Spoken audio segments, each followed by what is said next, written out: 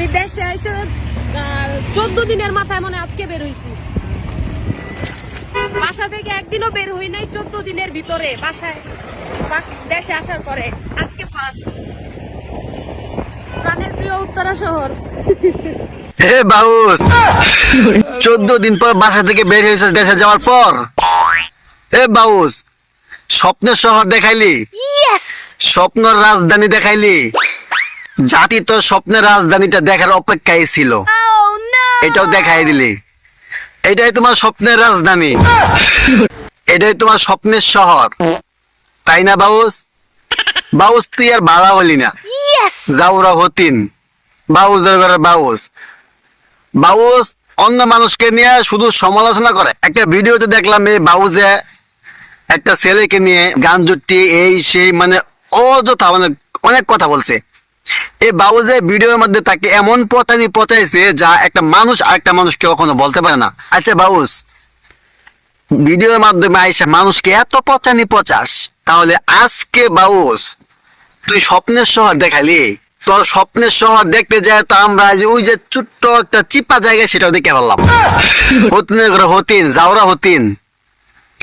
আচ্ছা বুঝলাম না ভাই আমি বিষয়টা। এ যাওরা হতিনের জামাই নাই, বয়ফ্রেন্ড নাই, হাজবেন্ড নাই, বাতার নাই, নাং নাই, তাহলে যাওরা হতিনের ডাব গুলো এত নিচে নামছে কিভাবে ভাইয়া? এই হতিনের ডাব গুলো এত নিচে কেন? আমি তো জানি যে ডাবগুলো গাছের আগায় ধরে।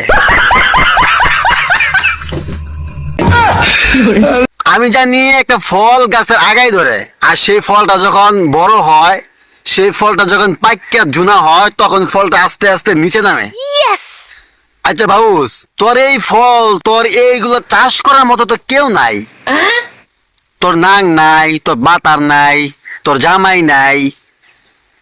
বাউস কি তাহলে গেলে বড় হইলে কিভাবে? বড় হয়েছে তাহলে এগুলো এত নিচে নামলো কিভাবে বাউস?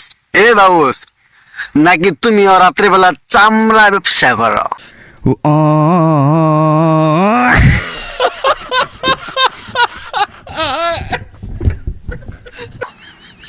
এ বাউস, তুমি কি রাতে রাতে তাহলে ওইগুলো করো?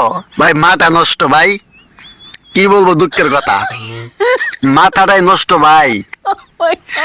যে বাউজের জামাই নাই, নাং নাই, বাতান নাই, হাজবেন্ড নাই, কিচ্ছু নাই, যে বাউজের সিঙ্গেল, এই সিঙ্গেল বাউজে ভাই অবাক লাগে। সিঙ্গেল বাউজে এত বড় বড় হইলো কেমনে, আর এত নিচে নামলো কেমনে, আমার মাথায় আসে না ভাই। আচ্ছা আরেকটা কথা, আমি বাউজদের নিয়ে ভিডিও বানাই, তার বাউজের পোশাক নিয়ে, বাউজের পোশাক আদিগুলো ভালো না, এই জন্য আমি এই বিষয় নিয়ে ভিডিও বানাই যেগুলো আমার চোখের দৃষ্টিতে দেখলে আমার কাছে খারাপ লাগে, তার জন্য আমি বাউজের বিরুদ্ধে ভিডিও বানাই। তো কথা হচ্ছে কিছু আপুদের অনেক জ্বলে। আপু তোমাদের এত জ্বলে কেন?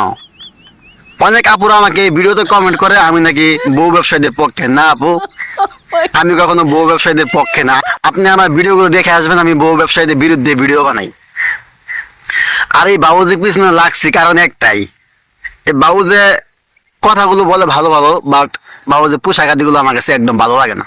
আমরা কাপড় ব্লগার বউ ব্যবসায়ীদের ভিডিও দেখে যেটা শিখি, যেটা আমাদের নজরে পড়ে, যারা বউ নিয়ে ভিডিও বানায় জড়াজড়ি করে ডলাডলি করে আইসা, ঠিক তেমনটাই আমাদের মনে হয় যে এই বাউজে এমন পোশাক পরে, যেসব পোশাক মানে যেসব জিনিসগুলো দেখলে আমাদের মন চায় বাউজের সাথে ডলাডলি করার জন্য, এই জন্য বাউজদের নিয়ে রাখছি, তাছাড়া কিছু না। আর যারা বলছো যে বাউজ বিদেশে থাকে, বিদেশে কালচারের সাথে মিলিয়ে চলাফেরা করে, আচ্ছা এখন বলে আপু, এখন তো বাউজ বাংলাদেশের কালচারে কি এটা আছে যে উন্নাটা এইভাবে দিয়ে রেখা এই স্বপ্নের শহরটা দেখানোর জন্য? বাংলাদেশের কালচারে কি এটা আছে যে উন্না মাথায় না দিয়া, বুকে না দিয়া তুমি গলায় ঝুলাই রাখবা? আপুরা অবশ্যই কমেন্টে জানাবেন।